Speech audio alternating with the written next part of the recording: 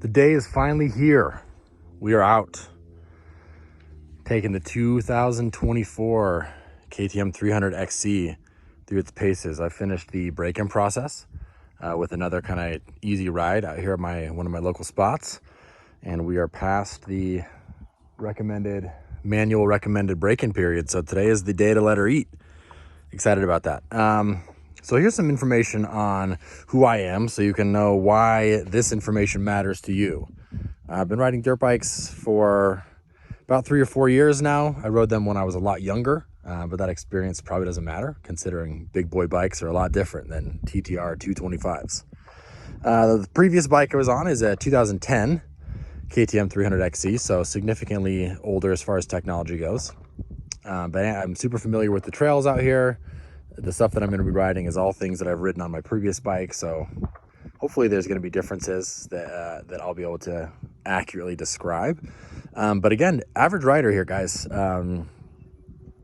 Not a pro mechanic, just a guy who loves dirt bikes. So we're going to see how well it does, see how well it eats the terrain out here. This is going to be a little bit more of a fast, flowy type of riding.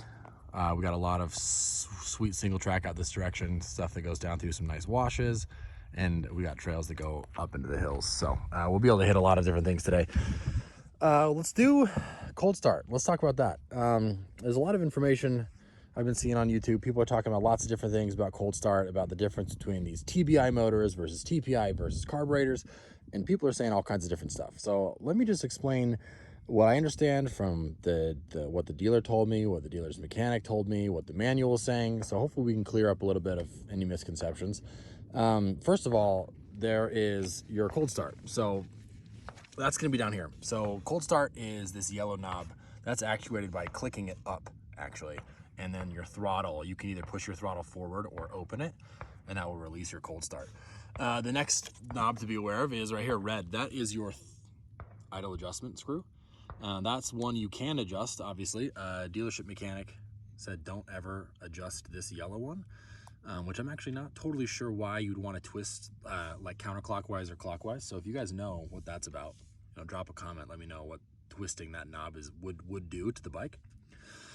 So we're gonna just click that knob up, and I've got full-size man hand, so it's a little bit difficult to get in there, but you saw it click, so that is fully up.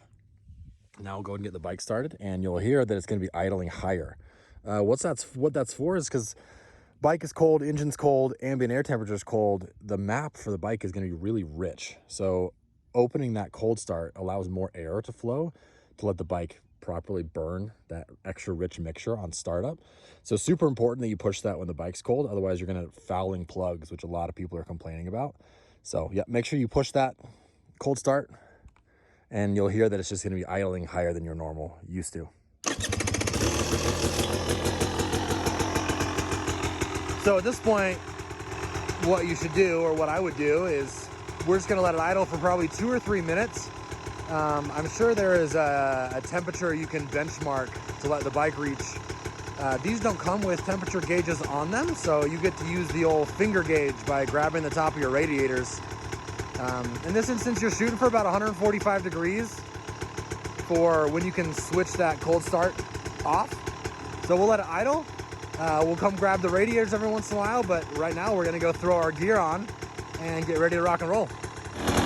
All right, so we're gonna check our rads. Definitely some good heat in there, yeah. So we're gonna look at that.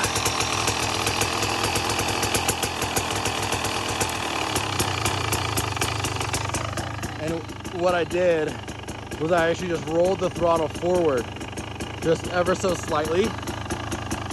That's all it takes. And that clicked the cold start knob down. You notice that it opened up and the idle immediately dropped. So now we're gonna let it just idle for maybe another minute or two at this speed. The rads are plenty hot. I've got my gear on. So we'll just throw the helmet on, get the goggles on, make sure the truck's locked, and we'll be ready to get out on the bike. Okay, so I am 5.8 miles into the ride so far this morning. I am Might be hard to see with the wide angle, but I am parked back at the base of the further back Green Mountain. So we're parked back there. We bombed down this awesome fence line. We used the green map, which is the first time that I've opened it up in the green map. Absolutely an animal for the double track kind of dirt road stuff. I mean, I was so much confidence in the suspension with that green map. I can go a lot faster than I could on my previous generation bike, which has to do with suspension. This is a linkage. Previous gen, that 2010 was PDS, so that's probably part of it. But that green map is just, it's so fast. It's unbelievable. The power on tap is just perfection. That TBI motor, the power is there at every degree of throttle open. Immediate power. It's fantastic. Unbelievable. So impressed by that so far. We're doing some hills now. We're single tracking. I don't know if you can see behind me, the trail snakes this way. You can maybe see it on the back of that ridge. It's kind of going up and down all these different knolls and hills. It tractors in first and second surprisingly well for the gearing setup. The gearing, I believe, is 1448 or 1449. Please don't destroy me in the comments for having that wrong. Let's see if I can see it on the sprocket. I don't see it on the sprocket. Oh, there it is, 48. So it's a 1448. So it's not necessarily geared really low, which is what you would expect for this XC bike. It's geared to be a little bit of a faster machine. But I'm able to ride all of this stuff in mostly second gear. Some of the really slow, nasty hills we've dropped into first, but happy with the gearing so far. We'll see what happens when we take it up into the high alpine stuff this summer. But for now, with this riding out here, I can't imagine needing to change gearing, maybe just a tooth or two in the rear. So really happy with it so far. Again, we're about 6 miles into this kind of post break and ride. I mean, best machine I've ever put my hands on, that's for sure.